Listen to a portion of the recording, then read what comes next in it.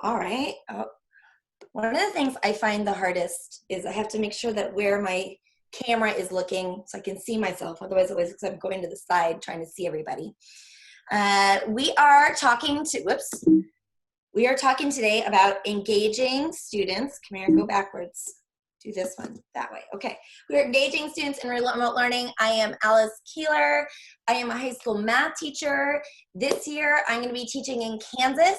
So I live in Fresno, California, and a school in remote Kansas contacted me and said, Alice, we'd love for you to teach geometry in Kansas from California. So I am doing that. I'm super excited. And obviously the trick is, how do I engage my students in mathematics? And just a big fan of Bo Bowler. Bo Bowler is a math professor at Stanford. And she says so many great things, but really math is not special. And in fact, writing a good essay requires more creativity and critical thinking than oftentimes the math problems we ask our students to do.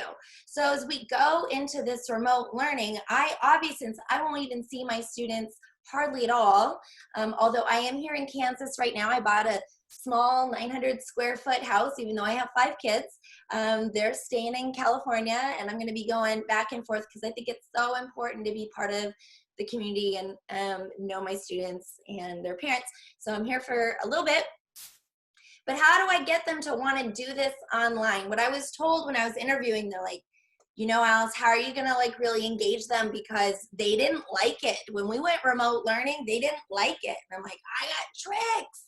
I can do this. And I've asked them to please get me a license for Minecraft because we know Minecraft is engaging, and they just announced that it's available on Chromebooks. So I'm really hoping I get that.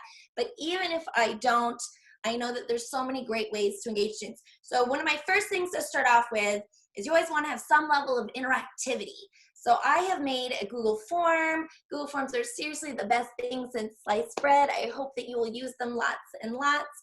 So if you go to alicekeeler.com/MAGAUG5, Magnolia, August 5th, MAGAUG5, it gives you a Google form, and you can fill that out at any time during the presentation. And we're going to go over at the end, what questions do you have about Google Classroom, G Suite, or remote learning? So that's a lot of things that you might ask a question on. I'm pretty sure I restricted you to 400 characters so that it fits on the screen. So we will see how this goes. But one of my favorite things to do is, if we're getting together in a video meeting, is I want you to always, always make a Google Slides. Make a Google Slides, even if they're blank. I mean, Jamboard is great. I like to use Jamboard, but I still always have a Google Slides that I share with edit access with the students. Now, I didn't do that with you guys today just because there's so many of you. I hope none of you are teaching 272 people at one time. That's challenging to give feedback to. So I thought, instead of having us all get into the same Google Slides like I would with my students, I would recreate this using a Google form. And I coded it, so it's going to actually take your questions and turn it into my slides. But all you have to do is take a Google Slides, and in Google Classroom, the default when you add Google Slides into an assignment is students can view. So we're going to switch that to students can edit. When you add something, it has 3 options. Students can view, students can edit, and the bottom one is make a giant pile of paperwork for yourself. I'm like, wait a minute. I don't like making giant piles of paperwork for myself. I'm not going to do that. So I do make giant piles of paperwork for myself where I make a copy per student, but I try to do it 20% of my assignments or less, because I'm still only one person and I only have so much time and energy where I can give really good feedback. And if I'm making a copy per student that's not collaborative, that means they're collaborating with me, and I'm going to have to be giving them interactive, engaging feedback, and I can only do that so much. So I try to do some other strategies so I don't have to open up a copy per student, because it's just slow. And I don't know about your internet, but right now I'm in the middle of nowhere, Kansas, and it's not necessarily super fast for me to be able to open up a lot of student documents at once.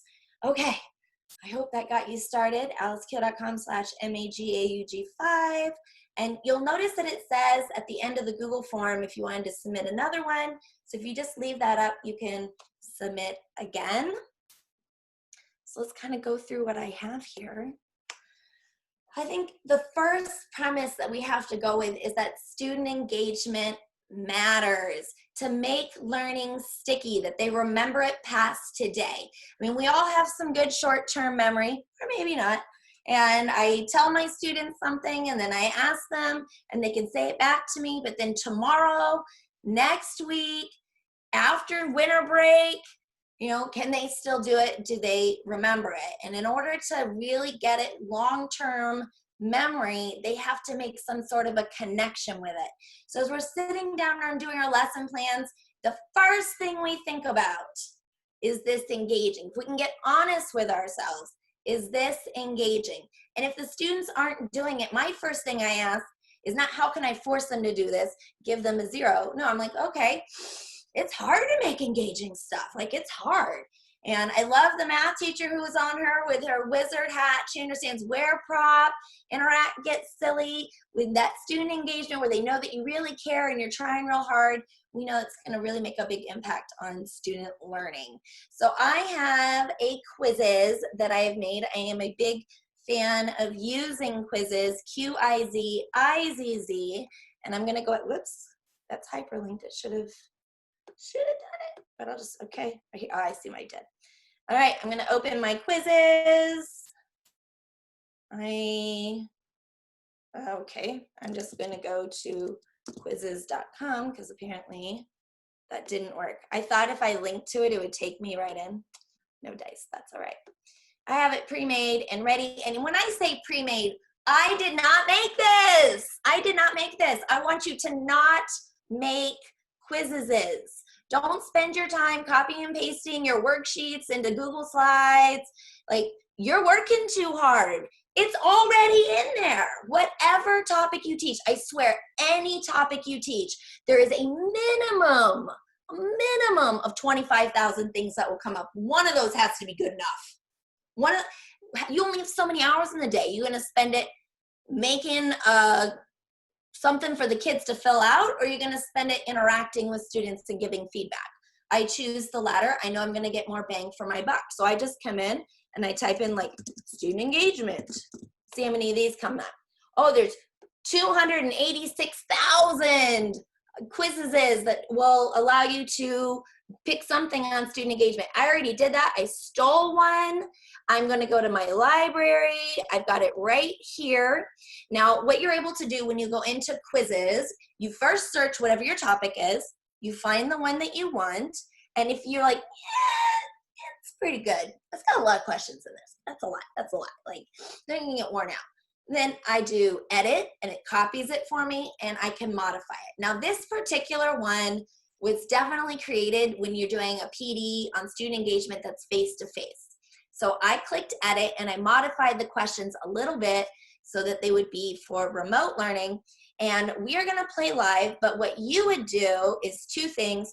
The first thing that you would do is over here on the left where it says classes, you would sync your classes. Google Quizzes works so good with Google Classroom. That's like my favorite part. So you would sync your classes and then you would choose assign homework, which I've asked them a million times to please not call it that. It's independent practice. This is how students learn and interact. But I'm going to do play live. We're going to do this together. And I'm going to click continue. All right, so you're going to go to joinmyquiz.com. And the game code is 839808. So go to joinmyquiz.com. You can do it on your phone if you want. And we're just going to do a quick quizzes. I did Kahoot the other day. Kahoot is really great for doing a live session with students. Here we go. I got 3 of you in there. Joinmyquiz.com, code 839808. I like to say the tool does not create student engagement. I swear I can bore the snot out of you with Google Classroom or anything else, but Quizzes kind of has student engagement built right in. All right, got 67, 68, 69. I know y'all are a competitive group already. So let's see how this goes. If you've never done quizzes before, it is similar to Kahoot. And if you've done Kahoot and you've done quizzes, why don't you try GimKit? That's GIMKIT. That was made by a high school student, which is extra amazing, I think. He's no longer a high school student. Now he's got a successful business from a high school project that he created. So that's pretty awesome. All right, 119 here in my quizzes. That's pretty cool. And I want to remind you, I didn't make this. I have better things to do with my time. Whatever topic you type in there, I promise you a minimum of 25,000 activities are already made for you. So you can get up and going with student engagement with students like that. All right. Okay, I'm going to click start. You can still join even though we've started.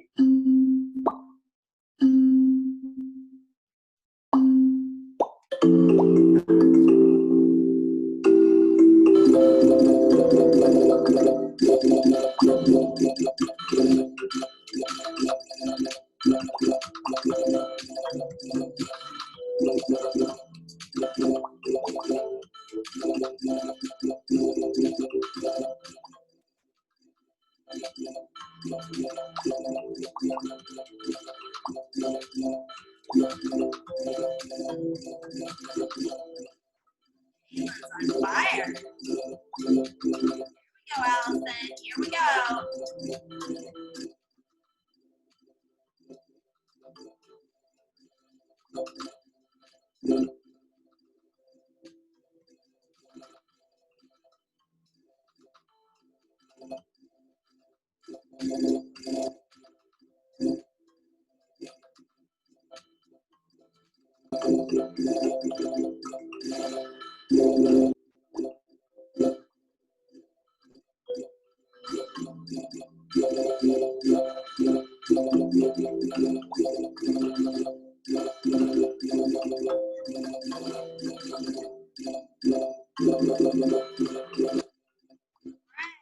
Here we come.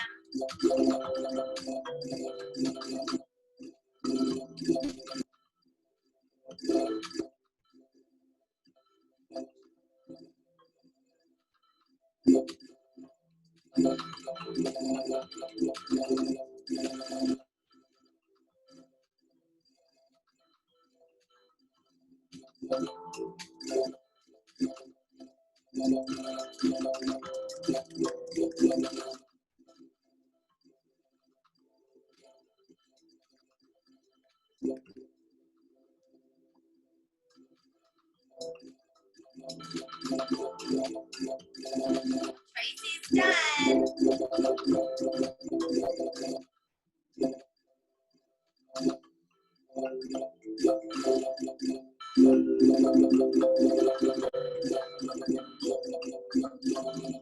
All right, give you a few more seconds.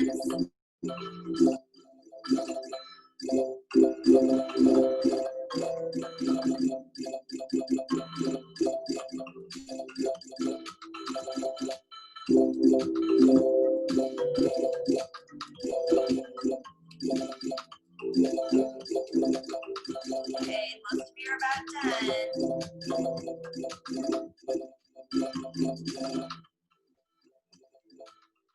Okay, I'm gonna count down 5. 5, 4, 3, 2, 1.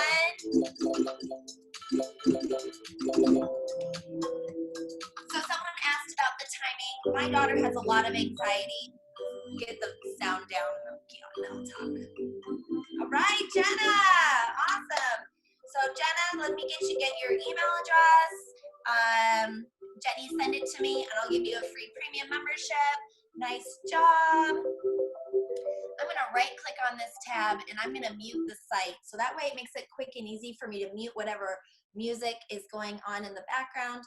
I have 5 kids. My oldest daughter is a really studious person. She's the most compliant student you'll have and just a heart of gold. But she gets anxiety really easily. And the timing on these really freaks her out. So just one thing to know is that the time is simply for the leaderboard. As Joe Bowler says, being fast is not the same as being smart, but you can turn off the timer. you can turn it off. We're obviously here with 200 people that we want to get through it relatively quickly. It's not graded, it's something we're doing together. But Kahoot's really great also to use. Try the GIM kit, all great ways to engage students both when you're doing a video meeting and when you're asynchronous. I don't know if you know this, but Kahoot has Kahoot challenges, which are asynchronous, so on the student's own time, so it's not a live challenge, just like quizzes is. That's a relatively-ish new feature, so not everyone knows that. And Kahoot has a feature where if you didn't do so good, it will reassign it back to you later and help you to study and retake it. So why do I love quizzes? We can see that it has some student engagement built in. The music is mandatory. I always tell the kids, crank it up, even when we're in face-to-face. Like, that doesn't bother me. That tells me that we're engaged in learning. It's got the images, it's got the memes and the colors. I love Google Forms. It is the best thing since sliced bread, but I'm going to tell you, I do not like it for an assessment tool. It's great for a quick formative assessment. It's amazing for polling and doing all kinds of things, but in terms of a quiz tool, there's no gamification. We know gamification works. In fact, that's what I was studying for my doctorate. I dropped out, but before I did, I was studying how we could make the grade book more like World of Warcraft. So I've actually read a ton of research on grading practices and on student engagement and on gamification, and the research is pretty consistent, is that gamification and game-based learning, and those are not the same thing, do improve student engagement and they do improve student learning. You know, the kids have fun doing this. I had a student last year.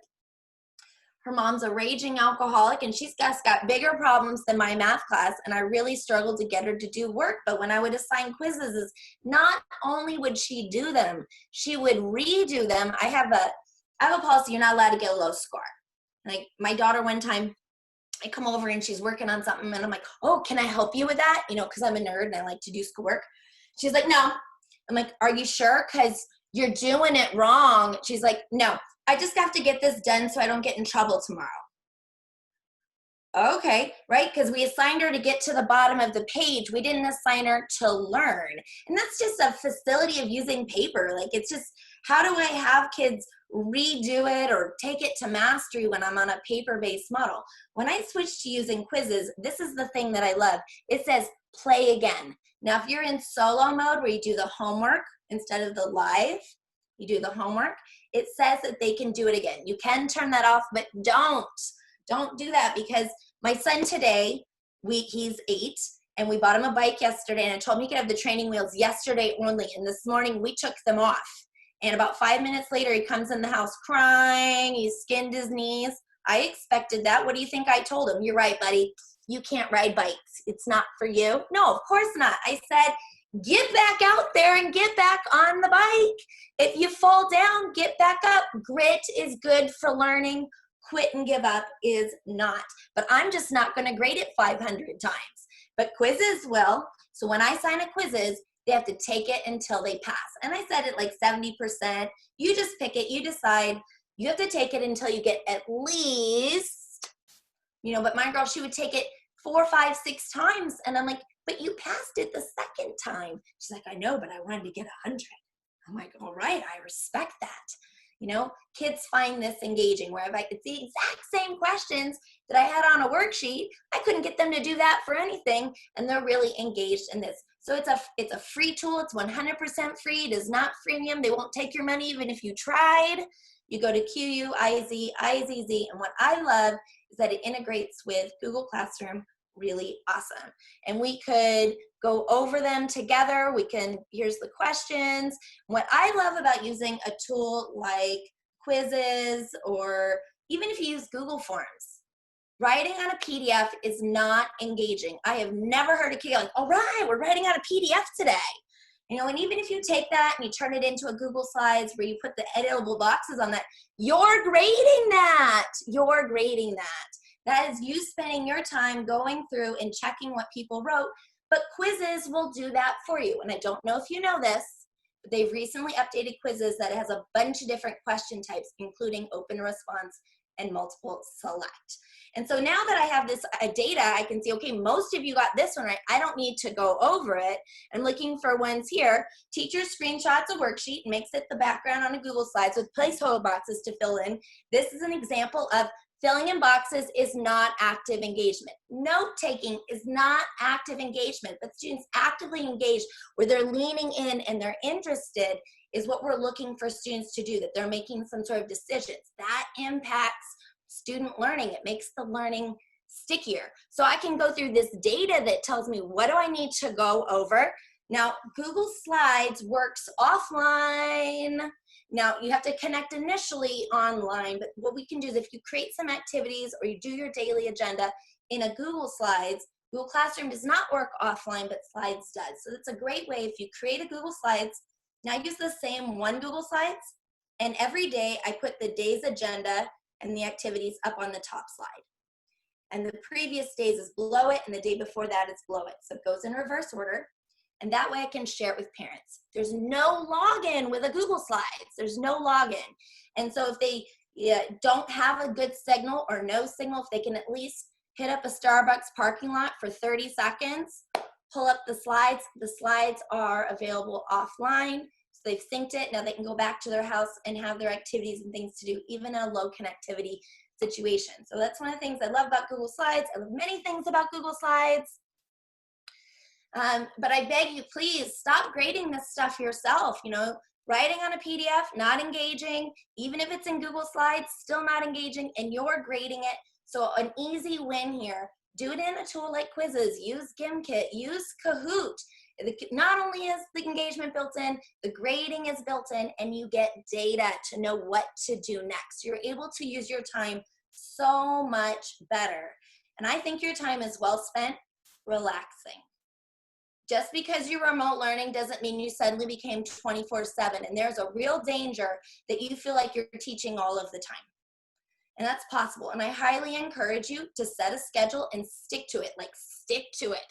Because if you make exceptions, then you really don't have a schedule. And what you're able to do during that time is good enough, you guys. If you care about your students, if you're giving them feedback, if you're working hard at engaging them to the best that you can, then you are an awesome teacher. And what you can get done during that time is going to be good. You can't do everything. You won't be able to cover all the curriculum. It's going to take longer than you think for the students to do the activities. And especially at the beginning of the year, you got to go slow. You got to get them into, like, how am I going to do this? How do I turn in things? How do I get feedback and go back and forth? And we go slow and do that and find those wins to help kids to get off and moving, and then we can hit the ground running second. All right, so I'm going to go ahead and close this, and I'm going to go back to my slides. And I closed my slides. Yes, I did. So I'm going to go to slides.google.com, and it is this one. I can hear my kids outside. They have their bikes. So they've never had a bike before. So I'm really excited that they're out riding their bikes, and they made some friends with the neighbors. We just moved in 2 days ago. So again, if you wanted to ask a question, elskeeler.com/MAGAUG5, and we did the quizzes already. So for low critical thinking activities, immediate feedback is motivating. So that's what we're talking about. The problem with a PDF, the problem with putting your answers in a box on a Google Slides or a Google Doc. When do they get feedback on that? If it's low critical thinking, the research shows that they learn more if they get this immediate feedback, which is another criticism I have of Google Forms, is it gives them the feedback after they finish the activity, which is still faster than how fast you can give it. Let's use these robots. It gives the kids the quick feedback. They do the quizzes. They get the question wrong. And they're like, what? What happened? And they're upset about it, right? If you fill it out, they fill it out on a PDF and they turn it in. And then when you're able to go through and check it and you give it back to them, assuming they even open it, well, they don't care anymore. The gap between a kid doing something and getting feedback, the longer the gap, the less they care. And tomorrow they've slept on it. They're like, wait, didn't we do that yesterday? Why are we still talking about that?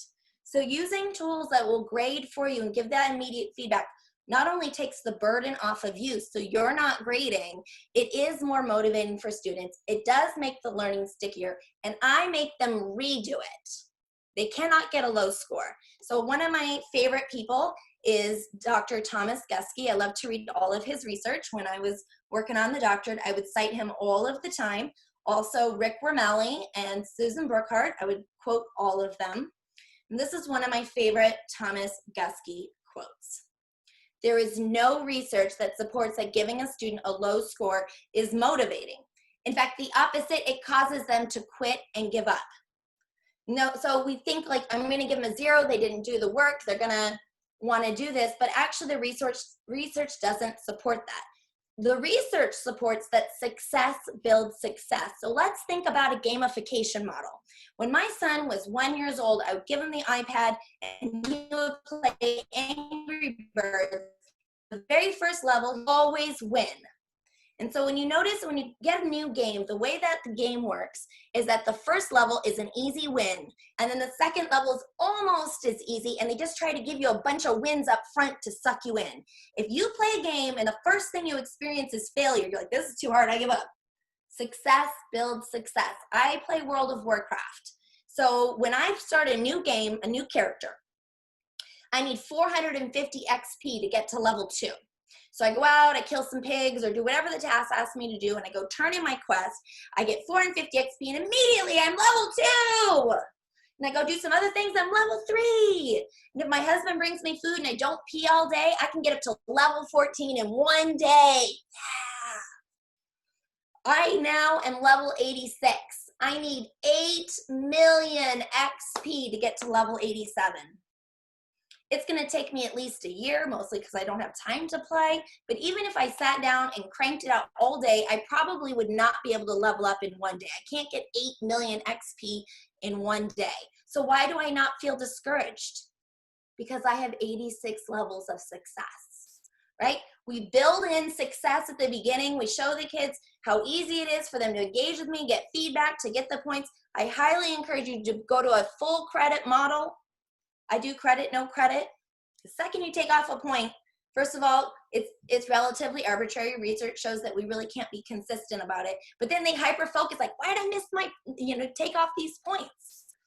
And I'm like, I'm not gonna take off points. You're gonna redo it until I like it. So I've moved to that model. But regardless of which, at the beginning, help them find success. If they didn't do something the right way, or they weren't sure what to do, or they just didn't do it, give them a chance to do it. Another research article that I really like is alicekeeler.com/ssresist. Let me go ahead and add this as a slide. I'm gonna add this as a slide. I wanted to put it in there and then I didn't, and I obviously wanted it. So in this research article, it shares that when you switch to a student-centered model, there's not 2 slashes. Oh, geez. I'd say I need more coffee, but I had quite a bit today already. alicekeeler.com/ssresist is that when you switch to a student-centered model, that students go through the 8 stages of grief, like someone died. And so if you're asking the students to do the work and the students do the thinking at first, they're like, hey, this ain't the game of school that I've always been playing. You're changing the rules. Like, I am changing the rules. And it takes them some time. They have to mourn the loss of the way school was so they can get on board with the way school is. So I think you should expect that some of the students are going to go through these 8 stages of grief as you start to try to engage them in remote learning differently than we did face-to-face. Like, I don't get this. Why are we doing it this way? Can I just fill out a worksheet? They will say that. That doesn't mean they really want worksheets, because the research shows actually that they want engaging, relevant tasks that are rigorous. They just want to feel like it's about the learning and not about the game of collecting points. So at the end of the Google form, I linked you to the research article that helped drive a lot of my slides for this presentation. And it gives you a bunch of ways that you can engage students is through multimedia, including some short videos. And when I say short, I keep my videos under 30 seconds. I like to just wave in a video for 2 seconds, just to hey guys, I just make real short videos. Multimedia. I'm a math teacher. How often do I hear, when am I ever going to use this? Okay, well, if I hear that, then I failed, because if they don't feel like they have some connection to it, some context, then the learning is not sticky. And we know that kids, that adults in particular, they don't remember this math that we taught them in high school. So we can just do a better job. If they can make a connection to it, they're going to remember it better. They want to have some sort of community around it and feel purpose. Young people want to change the world. And it's a beautiful time to be alive, because information is so readily available that I can find things that are going on in the world. We have a pandemic going on right now. There's a hurricane somewhere. The polar ice caps in Canada don't exist anymore. And that's just what I read this morning. And so there's some way that kids are going to care about, how am I going to save the world? And I can find these articles to help engage kids in something that they care about. Because who is Bob and why is he carrying 40 watermelons? I can find things that kids do care about. They want to save the homeless. So how can I design some things around that? When I do get kids together, when I'm giving feedback, things that I might make a copy per student, it's not something the computer can grade. This is a math problem from openmiddle.com. This is DOK2 and DOK3 level math problems. I love Open Middle. Whenever someone says, I'm not a math person, I'm like, of course you're a math person. And you know, what we don't like, what's not engaging, is feeling this anxiety that you're supposed to know what to do. What's the first step? Memorizing is not engaging. Thinking is. And you give students an opportunity to think. Now, here's the thing. When you have a DOK3 question, that's strategic thinking. DOK3, depth of knowledge. There are 4 levels of critical thinking. Most of the math book is DOK1. Anything that I'm putting into like quizzes or these things where it's auto-graded, it's most likely DOK1. It has an answer key. They're trying to remember it. And so that stuff, I let the computer do it. I let it grade it. It has the engagement. It does those, because what I want to do, if I ask a DOK3 strategic thinking question, I expect that they will get it wrong. If you ask a critical thinking question, you should expect that they get it wrong, which means you don't take off points, you give them feedback, and you let them think some more. So what I love about math problems like this is you're going to make 3 equivalent fractions. A single digit over a single digit equals a single digit over a single digit equals a single digit over a double digit. And you can only use the digits 1 through 9, and you cannot repeat. What's the first step? I don't know. That's right. Because the first step is thinking, and thinking feels good. And if you figure it out, the fist pumps are bigger when you figure it out, not did I follow directions correctly. So I like to reserve my time to letting students think on critical thinking questions. I give them some feedback where I don't do the thinking for them. Joe Bowler says this, it is not my job to rescue them from thinking. In fact, my job is to be as annoying as possible. Well, why do you think that is? What might you try next? Well, what happened when you did that? Can you visualize it? But why? But why? But why? They hate that. But we know that questioning strategies is good for learning, but I also know that this is really time consuming. So I do less of these problems, but I do a really good job at it. I persevere giving feedback, try it again, give some feedback, try it again. Now, the first few times they're going to be mad. They're going to be really angry that you did that. You're going to be calling home. Like, hey, can you do this again? I know.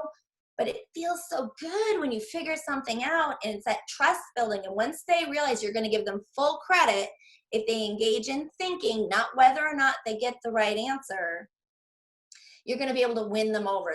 Kids want to think. They want something that's meaningful. They want a rigorous task. They just don't want to be slapped down and feel like I have to have it right the first time. No, I want to see your strategy. I want to see your thinking through that. And that is engaging, but time consuming. So do more quizzes. You need to be present. I got my master's online. I was working on my doctorate online. I didn't finish the doctorate. My master's was awesome. I had some great professors, and I had some good ones in the doctoral program too. But a lot of them, me and my friends in the program, we would joke that the professor was like the Yeti. I saw his name on the syllabus, but other than that, I hardly ever saw or heard from him. They just kind of put their assignments online and we did them and they put grades. And it's like, do you even exist? And so one of the things when I was getting my master's degree is in educational media design and technologies that we learned is that when you have digital lessons, they need to feel like they have a teacher. So you can use a clip art dog or anything that walks them through the instructions, but they have a teacher. And that was 2009. Now it's 2020 and we have Bitmoji. I put Bitmoji in everything. I do not use Google Docs for bunches of reasons. I do not have students use Google Docs. I use Google Slides. You can use slides for any assignment. If it can be done in a doc, it can be done in slides. But slides is multimedia. And if you remember back to that research article, multimedia contributes to student engagement. So I don't do it in docs. We do it in slides. And then I can drag my Bitmoji right on the slides. Let me show you. I have the Bitmoji Chrome extension installed. And I just click on it. And I drag it right onto the slide. And so I'm able to give students feedback by dragging Bitmojis. But if it was a directions document, I'm putting my Bitmoji in there. Or I make a very short video. I just turn on Screencastify and I just wave like, hey guys, just be present, that they see you there. But that also means how fast is your feedback? So I reduce the number of assignments where I personally get feedback on it. Remember, I like to use quizzes. I like to use Kahoot. I like to use Quizlet diagrams. I like to use anything that will grade this for me so that the things I am giving feedback on, I can keep up with it. Because if you get behind, they get angry. Like, why did this? And they don't even look at it. So putting yourself into it, getting that feedback, do they notice that you're around? That is really motivating. And we started a few minutes late, so I hope that I can have a couple more minutes. I know we were going to end at 55, but I'll try and do this quick then, because I do want to get to That's fine, Alice. You can continue till 9 o'clock. So we'll transition quickly to the next one. Thank you. Okay. Okay, so providing choice is really motivating, and the choice can be doing problems 1 through 10 or 11 through 20. Any choice is good. It gives students a feeling of a locus of control, just like, not like they're being told what to do, but they get to choose. So even if they're not great choices, try to find any choice. Choice boards are really great. That's a great way how you're going to differentiate with remote learning. Try to provide choice boards. And I pulled this out of the article. Students want more autonomy to engage in and design their own learning. So one of the ways that I create student engagement in my digital classes is I don't care how they show me the learning. If they want to do it in Minecraft, awesome. If they want to write me something in a Google Doc, great. If they want to make a video, super. You know, how they do it is less important to me than what's the learning objective. So when you write your assignments, what is it that you want them to learn, not what is it you want them to do is a suggestion, and then maybe give them some choices. And I like to throw in choose your own adventure. They hardly ever choose it, but at least it's there. Like, you don't like these choices? You need to show me you know the quadratic formula. So go do it. And one of the things I do at the beginning of the year is I have the students find activities on some of the topics so that they know how to find lesson plans. I give them what are the keyword searches to find. I'm like, go find a lesson on whatever this topic is. I go, here's some keywords that you can do and some tricks for doing a Google search. Which activity would you like to do? So they start to see that there's resources out there so they could find, if they don't like my assignment, do someone else's. Awesome. Give me something that I can evaluate to show that you know how to do it. I don't do that on everything, but I do it on some things. As I give them some autonomy to say how they want to learn to the best of my capability without burning out. Every time I stay at a Marriott, every time I fly on a United Airlines flight, in fact, every time I go to McDonald's, the receipt asks me, how was your visit? How am I going to be awesome at remote learning when there's literally not enough minutes between now and you meeting with the students to have enough training to know how to do remote learning awesome. And oh, by the way, the research isn't there yet as to what makes awesome remote learning. So no matter what, we're making it up. we're like, I don't know, I'm going to try this. Good, let's do it. Let's try that. But I encourage you to often poll your students, and maybe you have to drink a glass of wine when you read their feedback. Sometimes it hurts my feelings, but I'm a big girl. I need to hear it so that I can do better tomorrow. So please, in Google Classroom, create question, poll your students. How's it going? Is this engaging? What can I do better? And just keep on moving forward, my friends. And the last thing I have is, we know that collaboration is motivating. Doing things independently where you're filling out something isn't really so fun, but 1 + 1 is not 2. And so when we get students together to think through a problem, that is more engaging and we get better learning out of it. Breakout rooms are coming to Google Meets. Breakout rooms are in Zoom. You guys are using Zoom here, so I'm not sure what you're going to do with students. But having them break out and have conversations, students doing the talking, really is one of the highest rated for learning. But we use Google products. Google products are designed for collaboration. So every week, ask, how are my kids collaborating on something? How are they working together with someone? That is more motivating than just doing all your stuff yourself. Okay, that is all of my slides except for, no, I have it on the other one. Okay, so you guys asked, what are more engaging activities? I think I covered several of those, and in the afternoon, that's my whole slide deck, is how to set up your Google Classroom for student engagement. Some engagement strategies I recommend is I do feedback conversations with students. Feeling like someone's paying attention, having a conversation and interaction is highly motivating. So I'm going to go over this afternoon, is I ask students to reply in the private comments, and we talk back and forth, and then they feel like you're there to help them, and that is definitely motivating for students. What sort of incentives can I provide in order to motivate students? I believe strongly that kids would rather learn than eat. And the research article that I provided for you, the alicekeeler.com/engagement, it even says that on there. When students are engaged, they get into what's called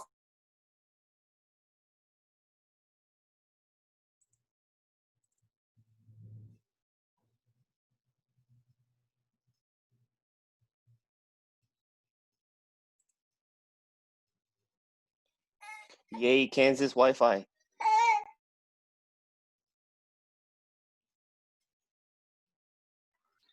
She might be having technical difficulties.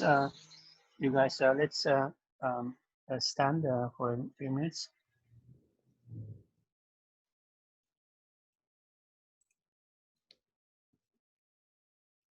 Okay, I just heard from Alice. She's her power went off, so she's trying to figure out what's gonna happen.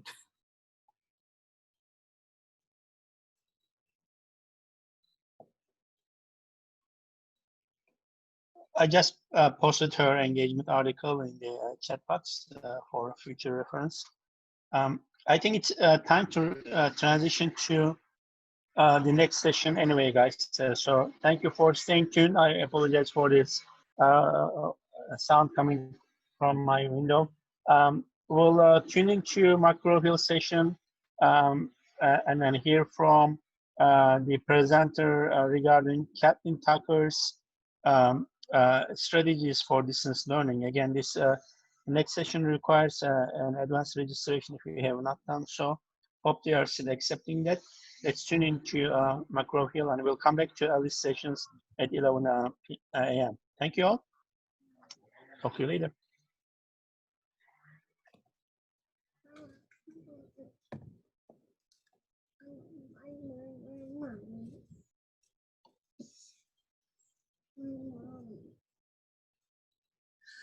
Got you on my mommy.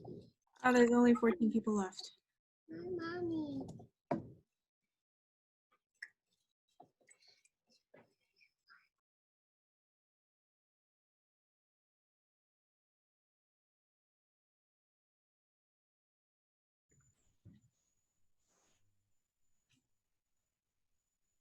Day 3 of me moving to Kansas, and I have not yet put the utilities in my name because it's day 3.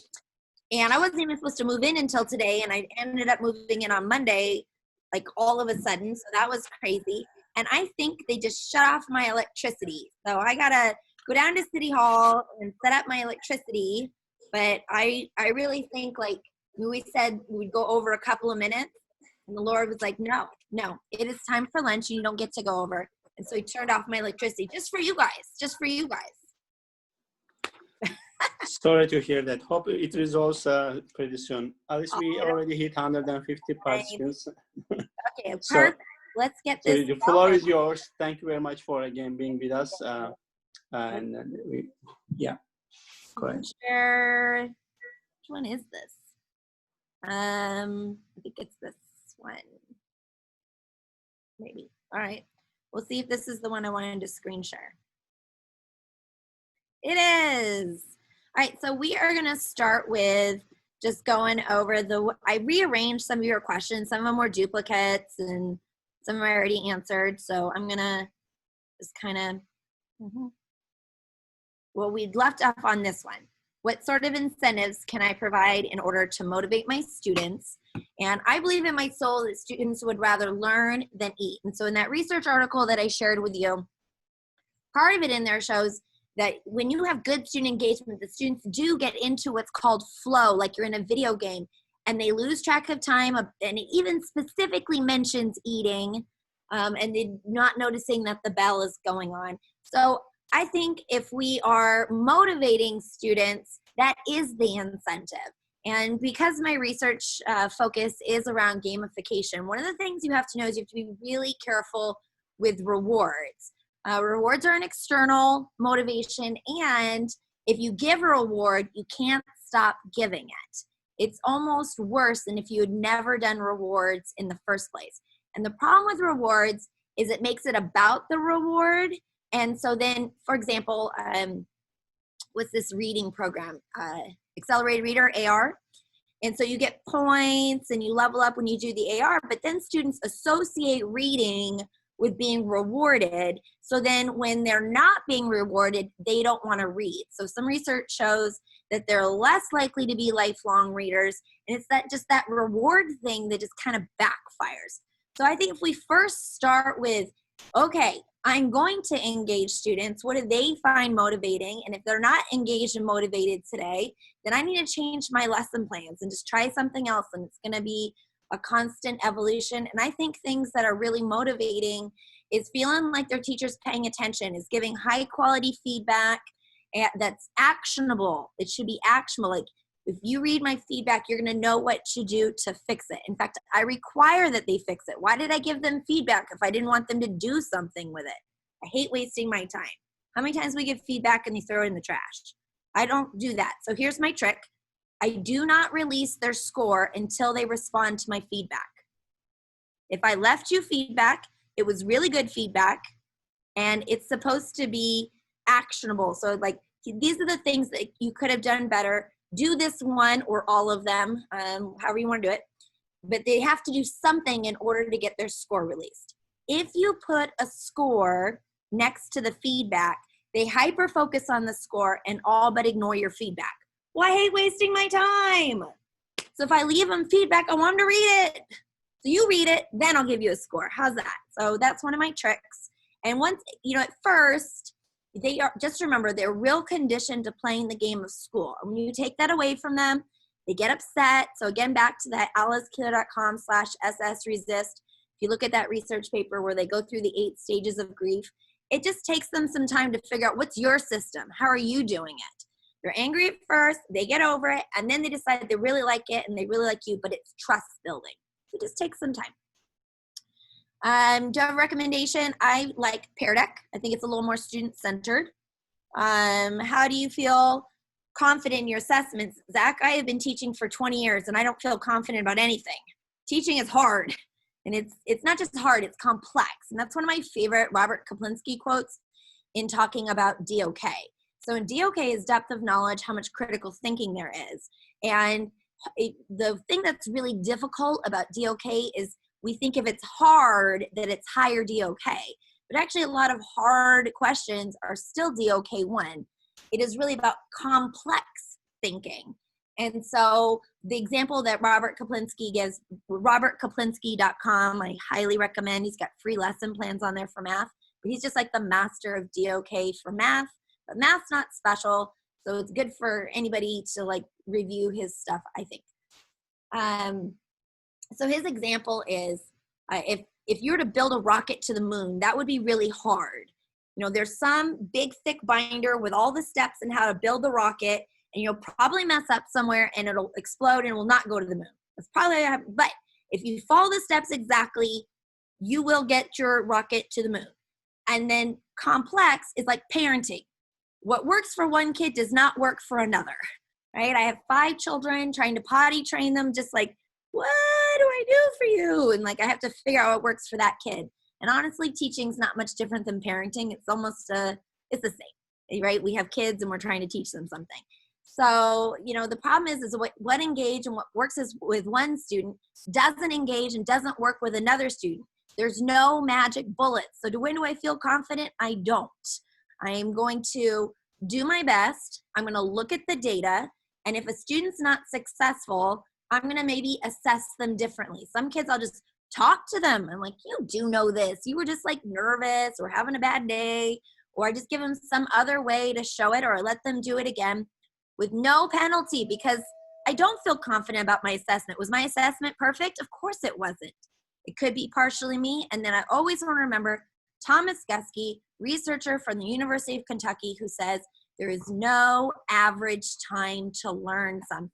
So if there's no average time to learn something, you know, they didn't learn on Tuesday, but they learned it on Wednesday. Why isn't that good? I just want them to learn it. I don't care when. So if the assessment didn't work, then I'm going to need, am I in your desk? Yeah.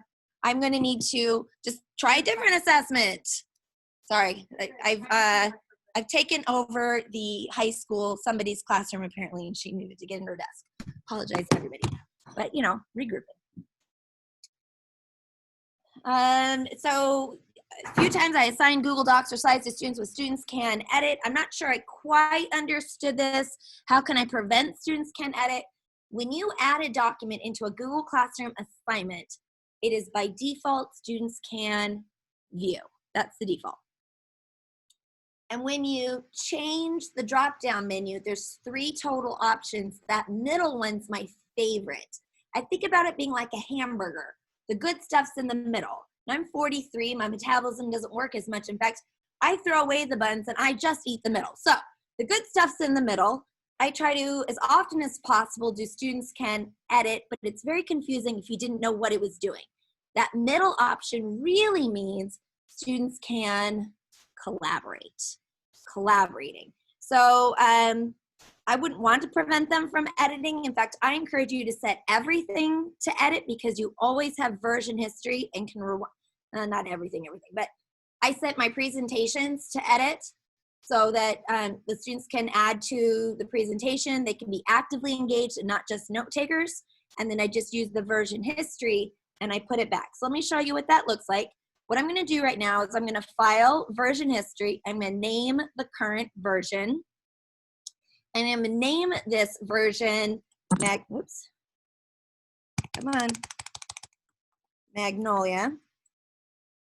And then I am going to use the file menu, and I'm going to go back to version history. I'm going to see the version history, and over here on the right-hand side, it's going to show me all of these edits. Now, I know better, and I always tell people to do this, and I didn't do it. Here is my slides before. Where is it? What time? Look at the timestamp. Okay, at 8:43 a.m. Is this what they were? Yes, these are my notes. So I'm going to rename this one to notes, and I'm going to rename this one to template. So I name my versions, and they name a version template. So after the students edit it and they mess the whole thing up, it's no big deal. I go to the template and I just restore it right back. So one of my favorite ways to just have a quick and dirty, how do I have active student engagement? Instead of me talking at students, I want to talk with students. So I take my slides, which is at students, and I set it to students can edit. Like I want that. and they mess all my slides up. Great, then they didn't turn off the camera and hiding in the back room. So I'm already winning. I know that they're there. And if they mess it up, whatever. I just go to the version history and put it back on the template. It's risk-free. By the way, someone will draw a penis. I mean, they're kids. That's what happens. What do? I just delete it because if I freak out, then they know they can make me upset. But usually, I mean, the thing that I do the very first day, the very first minute, as I work my booty off to build positive relationships with my students, so that when someone does something inappropriate, usually what will work for me in face-to-face is the stink eye, even but though remotely, I'm like, can you please not do that? And I just say it nicely. They usually will. I mean, by definition, they're immature. So if I don't get upset and I ask, it's a teachable moment and we move on. Usually that works, usually. And we all have someone who's like my middle daughter. God bless any of you who would get her. All right. So I'm going to go ahead and I'm going to go to the version history. And I'm going to see the version history and I'm going to store it back to the Magnolia because I actually, of course, want all of your great questions. Scroll back down. So version history just kind of saves your booty all the time. I'm going to collaborate with students, have students collaborate together, and I get into the habit of naming those versions. I try to share a document so all the kids can edit too. This will happen. The way that you prevent it is you don't try to prevent it. What I do is for every time we have a video meeting, I always have a Google Slides. And I make the Google Slides students can edit. And it's like whiteboards. So the first 5 times, I want them to get it out of their system. I don't want kids to be afraid of technology, so I don't want to start a tool with, don't do this, don't do this. No, I want them to explore. That's how you become good at technology, is being brave enough to explore. So you know what? Let them delete each other's work. Let them change the theme, whatever. You're just asking them to, again, like whiteboards where we just wipe it off. So I say, write a sentence with a proper noun. Give me an example of an integer. Just stuff that we can discuss and do together because that's active student engagement. And then we discuss norms. I'm like, okay, how did that go, you guys? What should we do next time? And I let the kids build the norms. And we just get better. After about 5 times, they stop doing it. So long as you don't freak out, right? Be okay. We're learning together. And then after we do it 5 times, if they're still deleting each other's work, if they're writing each other's slides, initially it's usually an accident or some mischievous kid. But I let them get it out of their system, and then we move forward, and 99% of the time that works for me. Jamboards, if you go to jamboard.google.com, it is a 100% Google product. It saves to Google Drive. It allows you to draw like with a pen. It's a little awkward to add pictures and text boxes. It's great. You should definitely try it out. You can only have 20 slides. I have way more than that in this presentation. So I like to use Google Slides because I get infinite slides, although in Jamboard they call it frames, but they're slides, whatever, it's basically the same. Jamboard's great because it allows you to visualize with drawing. And kids can do sticky notes and do sorts, and it's a really fun thing to do synchronously or asynchronously, but I still love my Google Slides also. So educating the parents is part of the job of the school. Like, we have to do this together as a group. If we're piecemealing this out, it's not going to work. So I'm gonna hope and assume that there is a strategy as a group, because it's gonna just take some consistent messaging across the school, especially if the parent has multiple kids.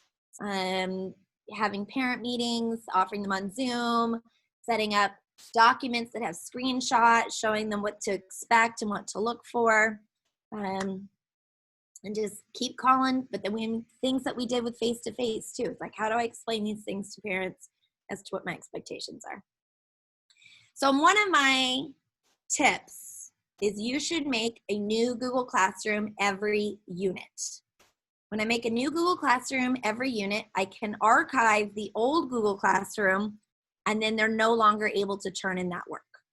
They can still see it so long as you don't empty the students out of the old classroom, but they can't turn in stuff. If I have some assignments that I still have some kids need to do, I can go ahead and reuse posts from the old class into the new class, and I can even assign that to just the few students who need to finish it up.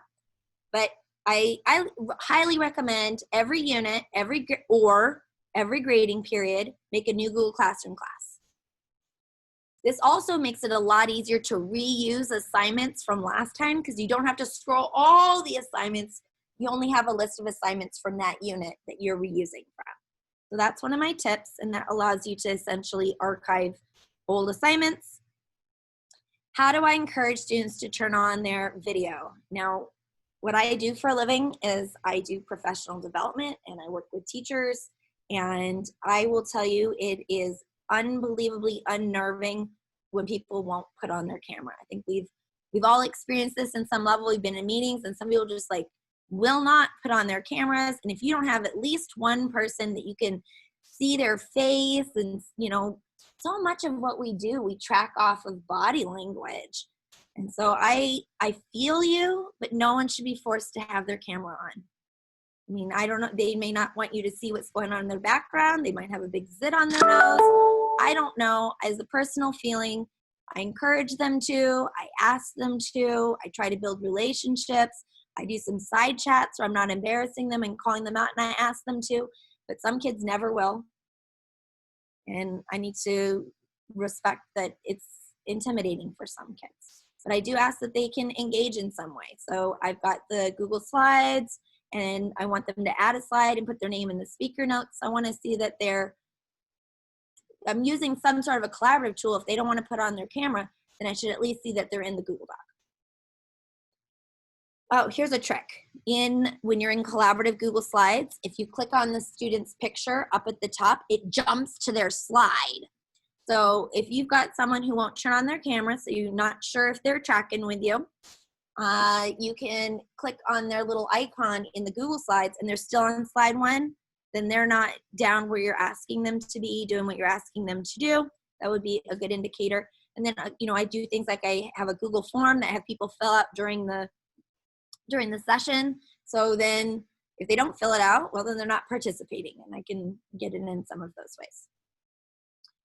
How do I see that students are understanding their math? April, I just love that you asked it that way. I have a whole workshop that I'm doing right now on doing math remotely. And one of my favorite ways to have students show their thinking and their understanding is I use Google Slides where they do essentially one step per slide, but I have a whole system where they have to take a selfie. How confident do you feel? And then they need to brainstorm everything they observe about the math problem. One of my shticks about teaching math is we don't start with step 1. Step 1 is not to do something. Step 1 is to think. So what do you just notice? What do you observe? What do you wonder?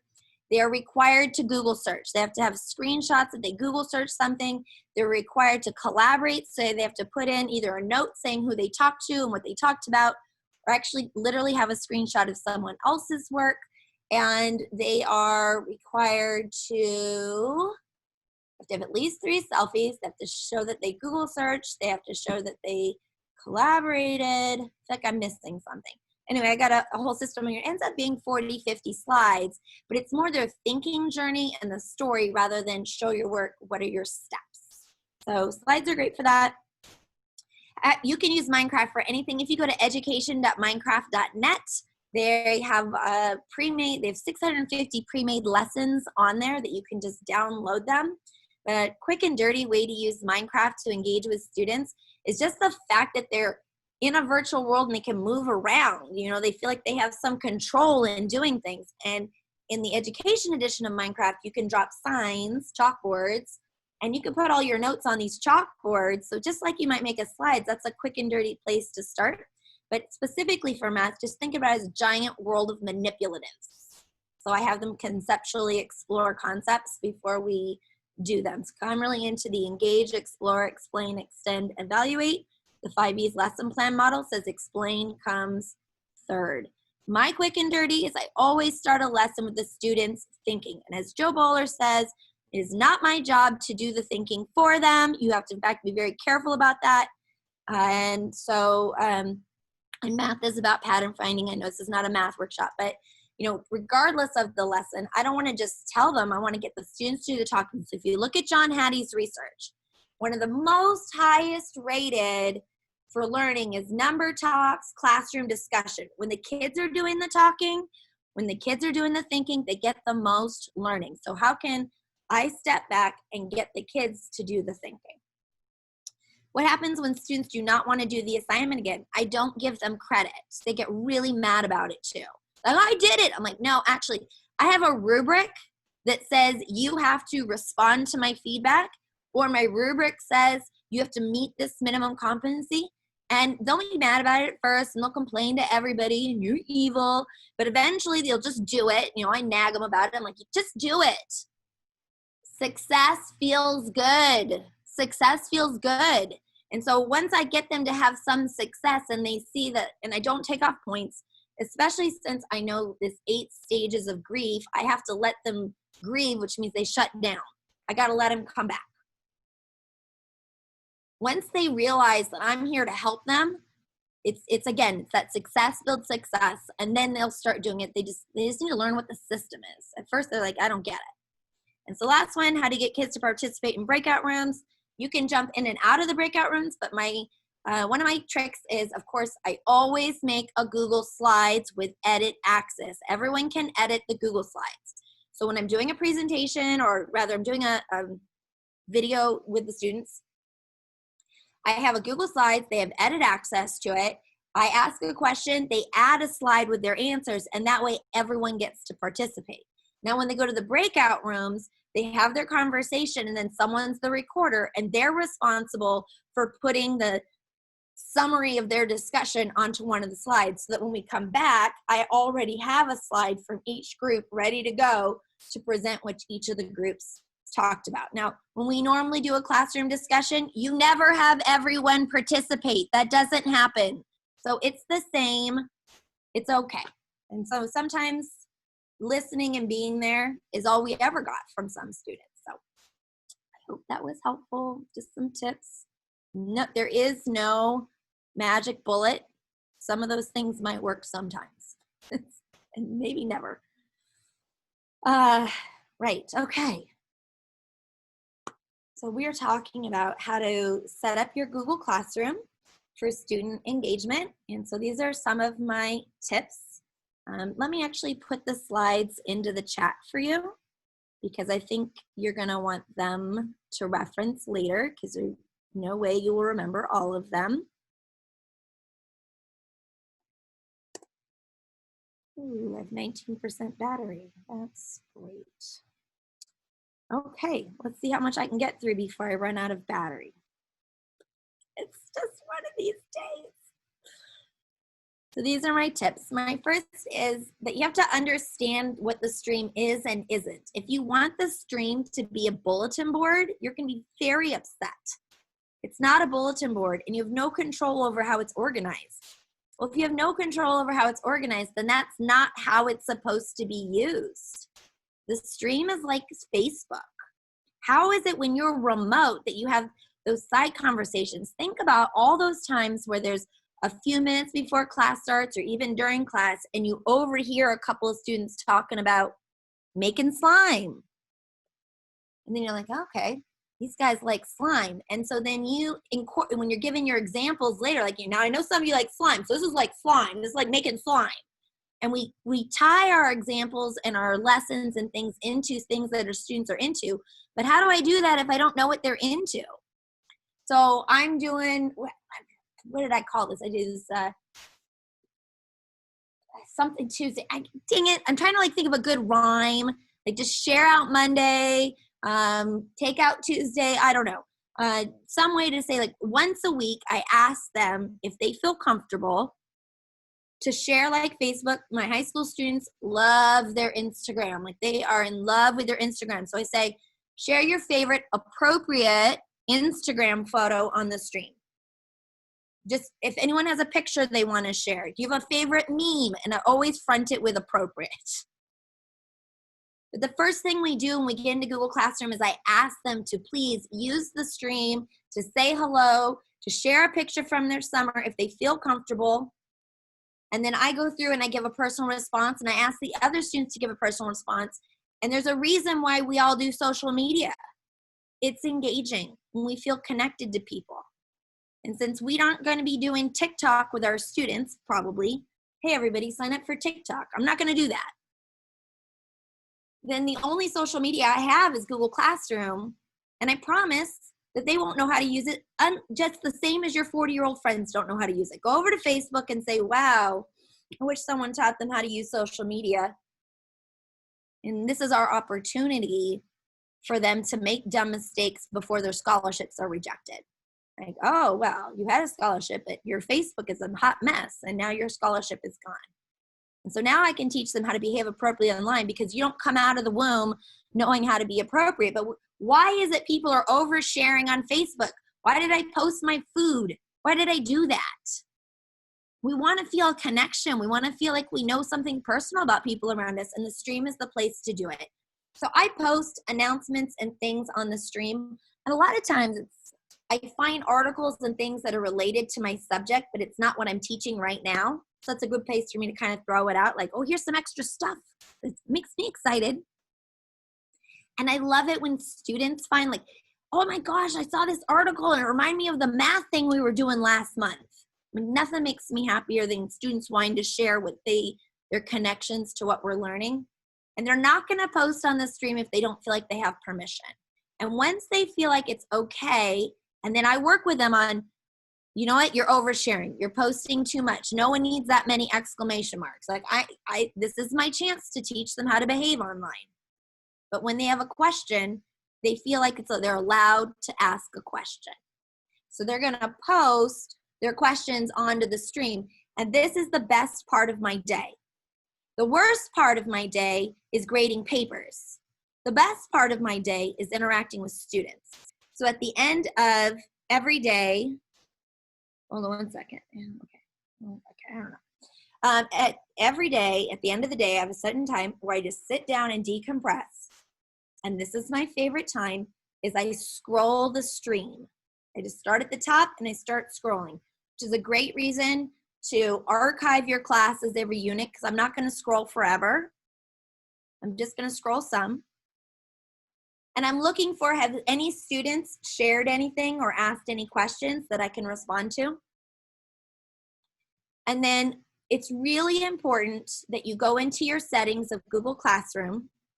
It's really important you go into your settings of Google Classroom and you turn on Show Attachments and Details. Show Attachments and Details. And what that does is that instead of just posting the assignment stripe on the stream, it shows the entire set of directions, because out of sight is out of mind. When they go to the classwork page, they can't see what they're supposed to do unless they click on it. And even then, it's squished up. It shows them the whole thing. But if you don't turn on attachments and details, you don't see class comments. That's a problem. Remember, I told you before that part of student engagement is them feeling like you are present, that you're hanging around. So if you're making comments in the class comments on assignments, it shows that you're paying attention, that they can ask questions. That ask a question does not show up on the stream if you don't turn on Show Attachments and Details. And for that reason, I want you to turn it on. And then as I'm scrolling down and I can see the entire assignment, it also shows me the count of how many people turned it in and how many people didn't. I like my turned in number to be 0. I don't wait for everyone to turn it in. So at the end of the day, if 5 people turned it in, I'm going to get in there and give feedback on the 5 people. Oh my gosh, my Mac is telling me I'm going to run out of power. This is bad. I don't know what I'm going to do. I'm going to switch to my phone. So I love to see all the details, but it also lets me see if anyone's turned anything in. The thing I need to do right now is I want to show you. I grabbed my laptop so I can come over here, and I didn't check to see if it was plugged in like a dope. I'm going to display this code. This is optional. So I have a premium membership where I do these online workshops, and one of my workshops is getting started teaching remotely with Google Classroom. So if you would like a slower approach It's over 6 weeks. We just started the second week. If you want to jot down this code, ARV46ET, I'm going to invite all of you, if you would like to participate, I'm going to give that to you for free. And then I'm sure Jenny has jotted it down. So if you missed it, please ask her for it. My computer is going to shut off. I'm going to figure something out. I'm going to find a computer. That's what's going to happen today is we're going to be flexible. And I apologize. I didn't expect my internet to go out on my plugged in iMac. But I go to the stream and I scroll the stream and I say, somebody like left a note with a picture, and I encourage them to do that. And then I see there's some comments and I can reply back. And as I scroll down and I find an assignment, I assigned them all to like share, so I gotta scroll past the sharing. Do an assignment. I enjoy doing this. Here it is, this one. You see, it says 3 people have turned it in, 112 are still assigned, and I've graded 11 of them. I do not wait for everyone to turn it in because it's more motivating to show that I'm paying attention, that they turned it in, and I quickly give them feedback back. And so I scroll the stream at the end of the day so I can find, has anyone turned anything in? Has anyone asked a question? This class comment, I cannot see these class comments easily without having attachments and details turned on. And this is the best part of my day, is me getting to interact with students. So those are those tips. I'm sweating it. I've got 8% battery now. Google Classroom is designed to be organized on the classwork page. It's designed to be organized on the classwork page. Let's see if there's a USB-C cable around here and you really just pull it. So one of the things I do is I constantly post onto the stream, go to classwork. I copy the link at the top of the classwork page. I never say go to Google Classroom. I always give them the link to the classwork page. So it goes to the classwork page where it's organized by topics. Do you want to organize it with topics? I have a today topic. So they're like, what are we doing today? Oh yeah, today, here's a topic. And then for remote learning, I want you to have a topic for the week. We can't be the same where I'm doing something every day because there's a variety of reasons that they're watching their siblings, their internet's not working. It's to design more flexibly. So I try to make, this is what we're doing this week. And here's the few things I need you to do today. And I want you to poll your students often. The way that you do that is in Google Classroom. You click the create button. Let's see if this computer is wrong. You click the create button and you go to question. And you can add these as ungraded, just poll them, and the default is sure answer. But if you notice, there's a tiny triangle on there that will allow you to switch it to multiple choice. There's a teacher computer in here. I'm gonna like, oh, I go other user. Will it let me? No. I have to be a teacher here, and I just signed my contract yesterday. Okay, I'm gonna figure this out. And then I already shared this with you. There is a minimum of 25,000, a minimum of 25,000 quizzes that will come up when you search a topic. So find the quizzes. They are engaging. There's a share to classroom button. It syncs with Classroom and it imports their scores.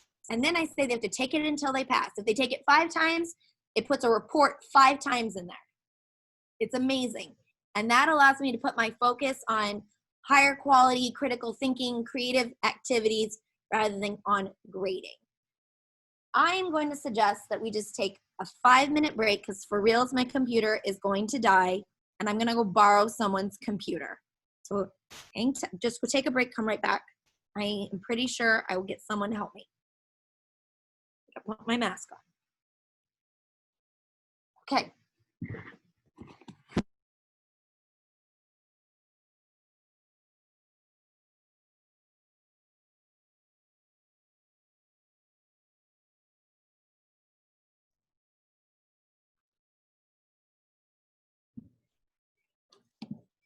Hey everybody, so while she does that, this is a good time to like get some water, basic needs are met, right? So engaging, so amazing. She shared so many resources so far. So this is being recorded. We will share it out. So just make sure if you missed anything to go back. I think it was really great so far. We've had some really great tips. If you want to write down in the chat, just put any like your takeaways so far. Like, I will use that stream. I will, you know, whatever it is that came to mind. Some of you, thank you so much for sharing how you've already used some of these activities and strategies during the distance learning and during summer. You guys are awesome. So keep doing that. So basic needs met right now, and then she should be coming back soon.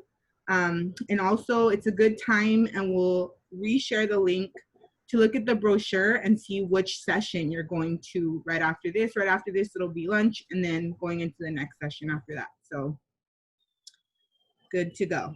Basic needs, sharing what are some of your awesome takeaways so far.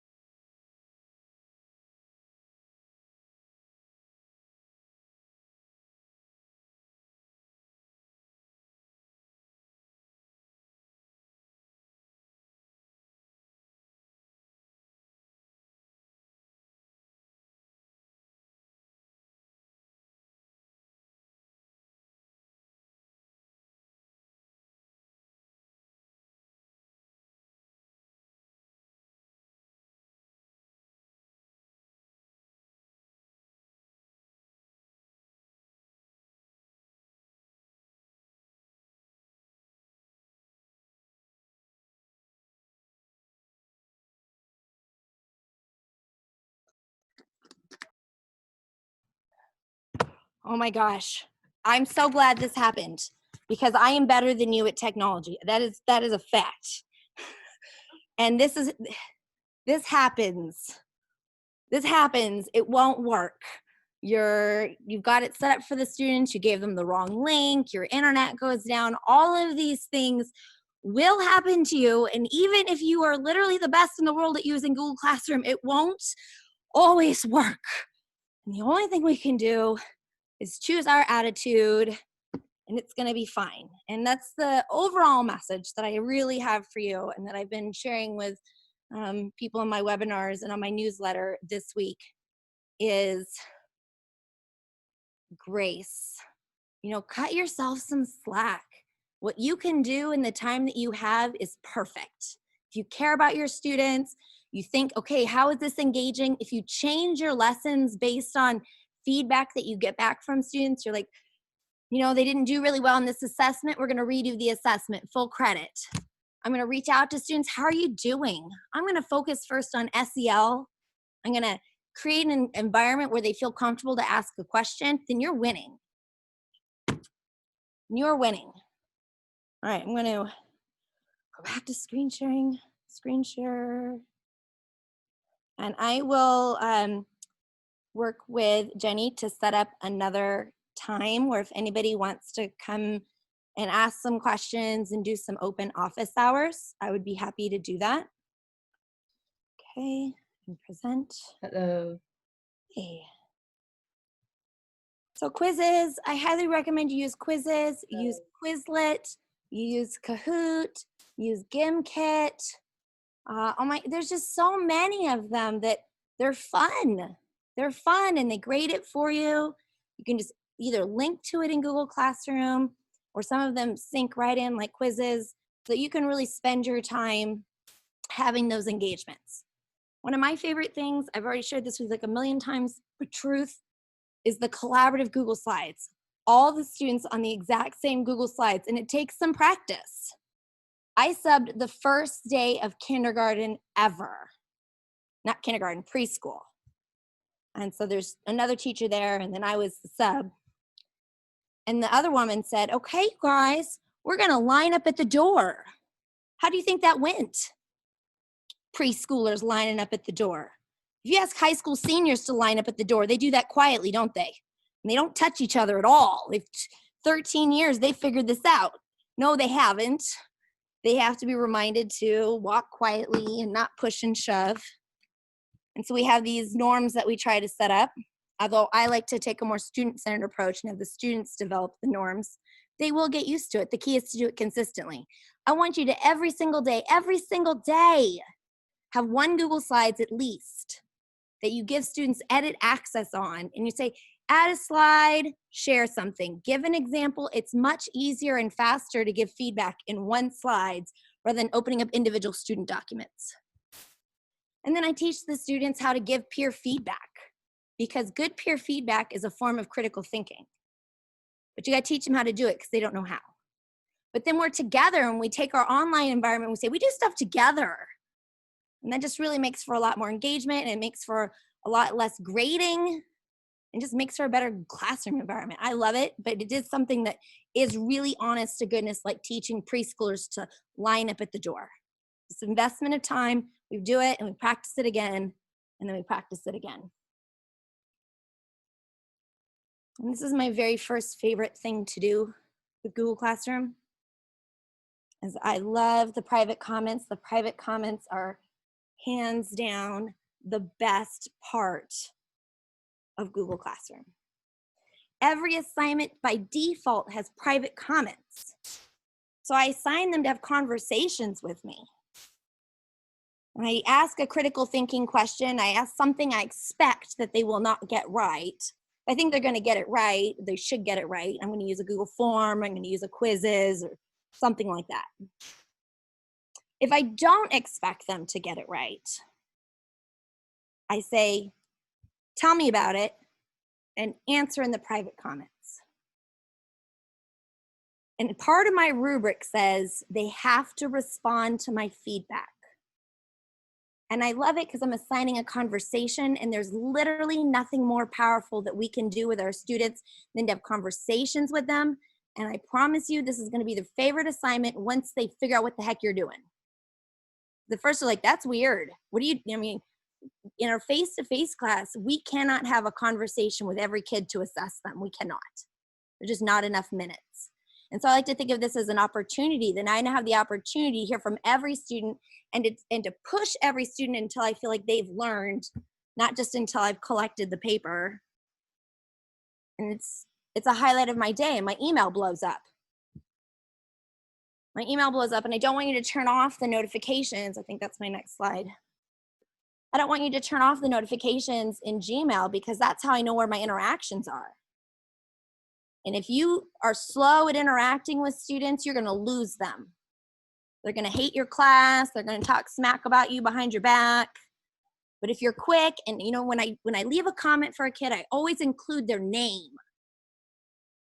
It's a psychological trick to make them think you care about them, except you do.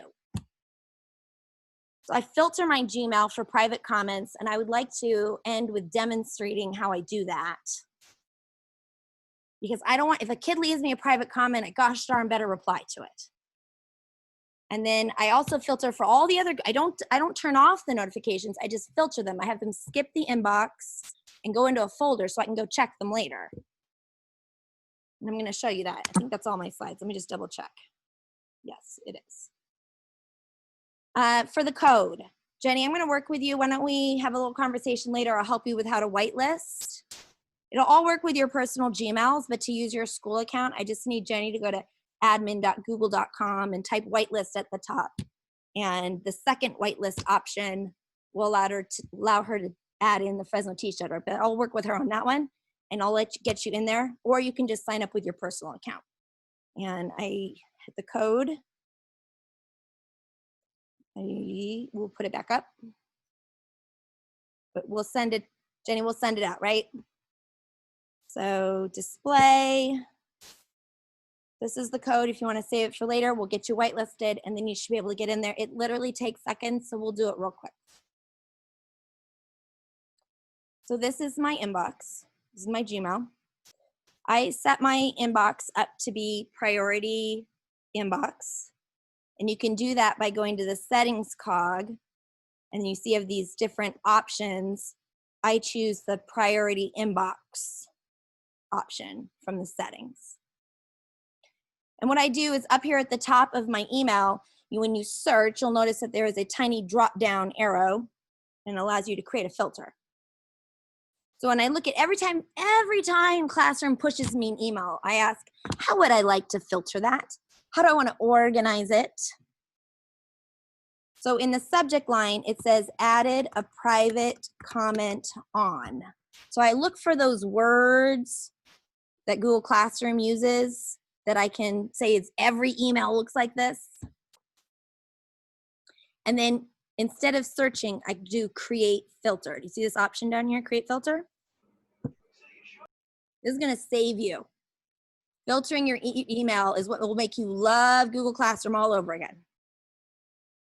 If you want, you can have it skip the inbox. That's what I do with like late notifications and assignment notifications. I wanna know, but I just don't want it cluttering up my stuff.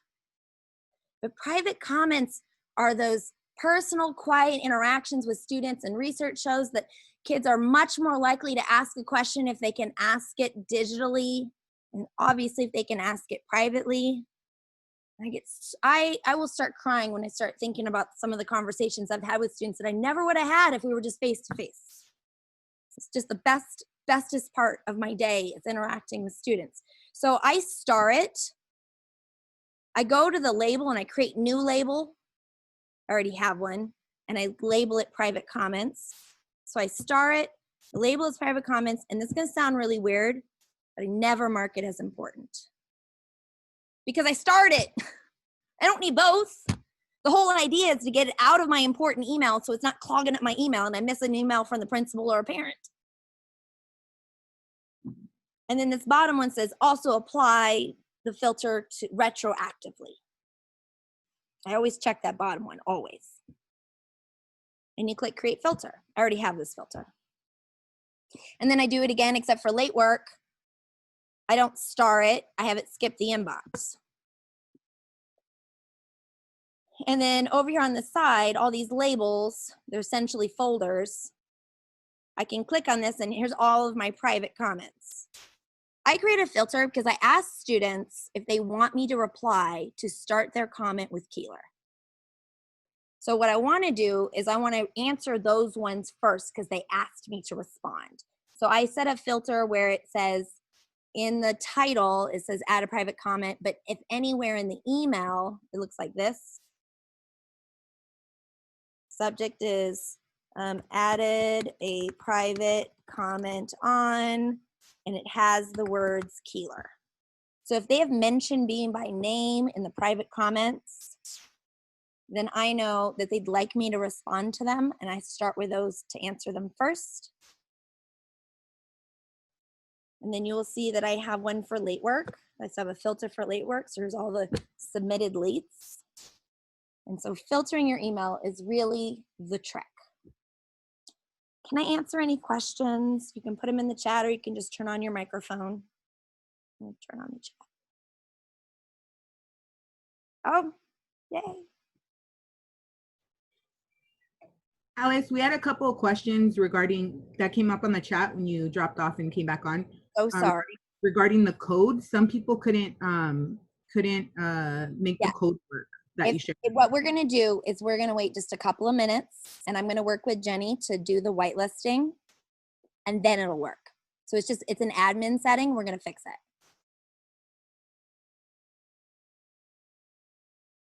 So just hang tight on the code. Give it, do it tomorrow. Put the code in tomorrow. It'll work by then. Jenny will send out an email. I'm volunteering her. You got another question that says, can you talk about your code for assignment titles? Yeah, absolutely. So this is really literally my bestest best tip is I remember one time I asked my students, or I asked my daughter to show me her late work. They can filter for missing assignments. And it said quizzes, quiz, quizzes, quiz, quizzes, quiz, quizzes, quiz, quizzes, quiz. Which one is she supposed to be doing? You know, we have warm up, warm up, warm up. I mean, we name things the same way all of the time. And even if they're not the same, they're very similar. You can do page 56, 1 through 10. You're going to do page 64, 1 through 10. You're going to do page 73, 1 through 10. They all look very similar. So when I number my assignments, it's a reference number. It is simply a reference number. You do not duplicate. Sometimes I skip numbers because I forget what number I'm on. Sometimes I have some scheduled, and so then I do it on the fly, and I'm like, I don't know. I'm like, at least at number 30. Like, Keeler, what happened to 26 to 29? I'm like, don't worry about it. You know, it's literally a reference number. So I say, go to Google Classroom and do number 7. I don't use extra words. In a face-to-face situation, I greet kids at the door. I'm like, hey, how's it going? Awesome job at the football game last night. We're doing number 7. I write hashtag 007 up on the board. Everyone's on the same page. I cannot verify this statistic, but someone tweeted out that in a typical class period, students spend 50% of the time waiting for something to happen. What if we reduce or eliminate that? And I can cut out so much weight. What are we supposed to be doing right now? Number 7. And everyone's on the right page. I spend significantly less time trying to get the kids to be where they're supposed to be. I'm like, you're missing number 7, number 12, and number 32. And I jotted on a hashtag. And then I hack my grading categories. Instead of using grading categories, because Google Classroom literally has the worst gradebook on the market, I make my grading categories to be assignment types. So let me show you that. I go into the settings, and where it says grade categories, I do check-in, exit ticket, activity, collaboration, assessment.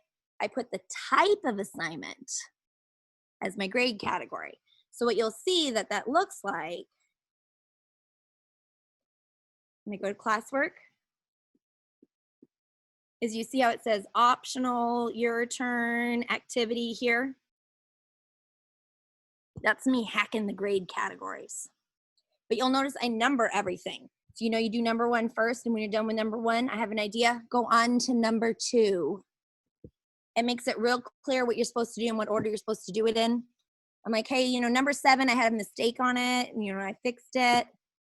I just have to say number 7. I just get to use less words. And then I get to spend more time doing the stuff that I actually enjoy. How do I get the, I coded the forms to slides. I do have that available as an add-on for premium members. So what I do is every week I spend time coding for making extra things that makes your life easier. Some of it I give away for free on my blog, and some of it I do advanced features and I give those to my premium members. If you would like to join as a premium member, I don't want to encourage anyone to spend any money, but if you use alicekeeler.com/7, you can join for $7 a month. You can cancel at any time. And I've got the code for you to the add-on. You don't have to look at any code. There's no code to look at.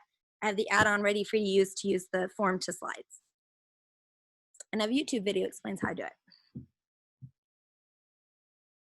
Other questions? I am going to work with Jenny, and we will find a time that we can set up some office hours so you can go through. She'll send you the slides. She'll send you the code once we got it whitelisted. I'm volunteering for all kinds of things I never asked her.